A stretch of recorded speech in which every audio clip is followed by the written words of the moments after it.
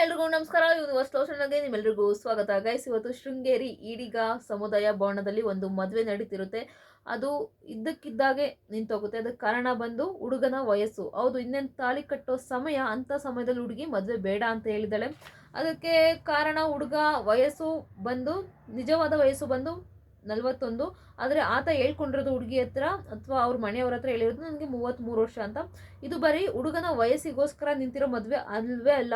But ಬೇರೆ ಚಾನಲ್ಗಳೆಲ್ಲ ತೋರಿಸ್ತಿದ್ದಾರೆ ಹುಡುಗನ ವಯಸ್ಸಿಗೋಸ್ಕರ ಹುಡುಗಿ ಕಡಿಮೆ ವಯಸ್ಸು ಹೇಳಿದಾನೆ ಆ ಥರ. ಆದರೆ ಈತನಿಗೆ ಜಾಸ್ತಿ ವಯಸ್ಸಾಗಿದೆ ಅನ್ನೋ ಕಾರಣಕ್ಕೆ ಮದುವೆ ನಿಲ್ಲಿಸಿದಾಳೆ ಅಂತ.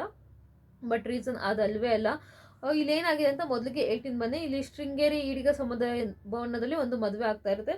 ಹುಡುಗ ದೀಕ್ಷಿತ್ ಬಂದು, ಹುಡುಗಿ ಹೆಸರು ಅಷ್ಟು ಅಲ್ಲಿ ಕ್ಲಾರಿಟಿ ಕೊಟ್ಟಿಲ್ಲ, ಹುಡುಗಿ ಹೆಸರೇನು ಹೇಳಿಲ್ಲ ಅಲ್ಲಿ. ಒಟ್ಟಿನಲ್ಲಿ ಮದುವೆ ನಡೀತಾ ಇರ್ತದೆ. ಹುಡುಗಿ ಇನ್ನೇನು ತಾಳಿ ಕಟ್ಟೋ ಸಮಯ, ಇನ್ನೇನು ದಾರೆ ಆಗೋ ಸಮಯಕ್ಕೆ ಇನ್ನೊಂದು ಅರ್ಧ ಗಂಟೆ ಹುಡುಗಿ ರೆಡಿ ಆಗ್ತಿರ್ತಾರೆ. ಅಂಥ ಟೈಮ್ನಲ್ಲಿ ಯಾರೋ ಅಪರಿಚಿತರು, ಅಂದರೆ ಹುಡುಗಂಗೆ ತುಂಬ ಚೆನ್ನಾಗಿ ಗೊತ್ತಿರೋರು ಅಥವಾ ಹುಡುಗನ ಊರಿನವರೇ, ಅವ್ನ ಬಗ್ಗೆ ಎಲ್ಲ ತಿಳ್ಕೊಂಡಿರೋರು, ಅಪರಿಚಿತರು ಹುಡುಗಿಗೆ ಅಪರಿಚಿತರೇ ಒಂದು 5 ಪೇಜ್ ಬರೆದಿರೋ ಒಂದು ಲೆಟರ್ ಪತ್ರ ತಂದು ಕೊಡ್ತಾರಂತೆ. ಆ ಹುಡುಗಿ ಓದ್ತಾಳೆ. ಅಂದರೆ ಯಾರು ಅಂತ ಕೇಳಲ್ಲ, ನಾನು ಏನು ಕೇಳಬೇಡಿ, ಇಟ್ಕೊಂಡು ಓದಿ ಫಸ್ಟ್ ಅದನ್ನೆಲ್ಲ ಅಂತ ಕೇಳ್ತಾರೆ. ಇದು 100% ನಿಜ ಅಂತ ಕೂಡ ಹೇಳ್ತಾರಂತೆ. ಅವಳು ಓದಿ ನಿಜವಾಗ್ಲೂ ಶಾಕ್ ಆಗಿದ್ದಾಳೆ. ಏನಂದರೆ 5 ಪೇಜಲ್ಲಿ ಬರೀ ಹುಡುಗನ ವಯಸ್ಸೇ ಬರೆದಿರ್ತಾರಾ 5 ಪೇಜಲ್ಲೂ? ಇಲ್ಲ, 5 ಪೇಜಲ್ಲಿ ಆತನ ಮೇಲೆ ಏನೇನು ಕೇಸ್ ಇದೆ. ಆತ 2020ರಲ್ಲಿ, ಶೃಂಗೇರಿಯವರಲ್ವ ಅವರು, 2020ರಲ್ಲಿ ಪೋಕ್ಸೋ ಕೇಸಲ್ಲಿ 3 ವರ್ಷ ಜೈಲಿಗೆ ಹೋಗ್ಬಿಟ್ಟು ಬಂದಿರೋದು. ಅದು ಪೋಕ್ಸೋ ಕೇಸ್ ಒಂದೇ ಅಲ್ಲ, ತುಂಬ ಕೇಸ್ಗಳಿದಾವಂತೆ ಆತನ ಮೇಲೆ. ಇದೆಲ್ಲ ಅವರೆಲ್ಲ ಪ್ರತಿಯೊಂದು ಆತನ ಬಗ್ಗೆ ಡೀಟೇಲಾಗಿ ಎಲ್ಲ ಬರೆದು ಕೊಟ್ಟಿದ್ದಾರೆ. ಅದನ್ನು ನೋಡ್ಬಿಟ್ಟು ಹುಡುಗಿ ಮೊದಲು ಪೊಲೀಸರು ಕಾಲ್ ಮಾಡಿದ್ದಾರೆ. ಅಲ್ಲಿ ಜಸ್ಟ್ ಹೇಳಿರೋದೇನೆಂದರೆ, ಹುಡುಗನ ನಮಗೆ ಸುಳ್ಳು ಹೇಳಿ ಮದುವೆ ಆಗ್ತಿದ್ದಾನೆ, ಬನ್ನಿ ಅಂತ ಕರೆಸಿದ್ದಾರೆ. ಆಮೇಲೆ ಪೊಲೀಸರು ಇದೆಲ್ಲ ಬಂದು ವಿಚಾರಿಸಿದ್ಮೇಲೆ ಇದೆಲ್ಲ ಗೊತ್ತಾಗಿದೆ. ಅವರು ಅಥವಾ ಹುಡುಗನ ಕಡೆಯವರೆಲ್ಲ ಇಲ್ಲ, ನಾವು ಚೆನ್ನಾಗಿ ನೋಡ್ಕೊಳ್ತೀವಿ ಇನ್ಮೇಲೆ, ಈ ಥರ ಏನೂ ಆಗಲ್ಲ, ತುಂಬ ಮನವೊಲಿಸೋಕ್ಕೆ ಟ್ರೈ ಮಾಡಿದ್ದಾರೆ ಹುಡುಗಿನ. ನಿನ್ನ ಮದುವೆ ಆಗು, ನಾವು ಚೆನ್ನಾಗಿ ನೋಡ್ಕೋತೀವಿ ಹಾಗೆ ಹೀಗೆ ಅಂತ ಹುಡುಗ ಕೂಡ ಮನವೊಲಿಸೋಕ್ಕೆ ಟ್ರೈ ಮಾಡಿದ್ದಾರೆ. ಅದೇ ರೀತಿ ಅವ್ರ ಅಪ್ಪ ಅಮ್ಮ ಎಲ್ಲ ಟ್ರೈ ಮಾಡಿದ್ದಾರೆ. ಬಟ್ ಯಾವುದೇ ಕಾರಣಕ್ಕೂ ಹುಡುಗಿ ಒಪ್ಕೊಂಡಿಲ್ಲ.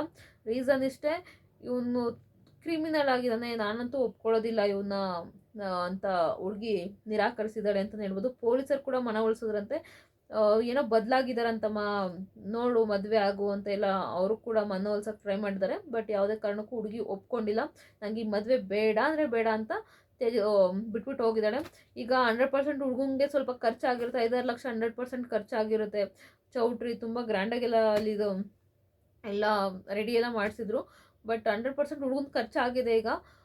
ಬಟ್ ನನಗೂ ಇಲ್ಲಿ ಬೇಜಾರಾಗ್ತಿರೋದು ಏನಂದರೆ, ಮೊದಲೇ ಹೇಳ್ಬಿಡ್ಬೇಕಿತ್ತು ಎಲ್ಲನೂ. ಈಗ ಈ ಊಳೆಗೆ ನನಗಿದು 2ನೇ ಮದುವೆ ಅಂತ ಹೇಳ್ಕೊಂಡಿದ್ದಾಳೋ, ಅದೇ ರೀತಿ ಹುಡುಗನೂ ಅವ್ರ ಬಗ್ಗೆ ಏನೇನು ಆಗಿದೆ ಅದನ್ನೆಲ್ಲ ಹೇಳ್ಕೊಂಡಿದ್ರೆ ಮೋಸ್ಟ್ಲಿ ಮೊದಲೇ ರಿಜೆಕ್ಟ್ ಆಗ್ತಿದ್ರು, 100% ಆಗ್ತಿದ್ರು. ಇದು ಇಷ್ಟೆಲ್ಲ ಇದೆ ಅಂದರೆ ಮೊದಲೇ ರಿಜೆಕ್ಟ್ ಆಗ್ತಿತ್ತು.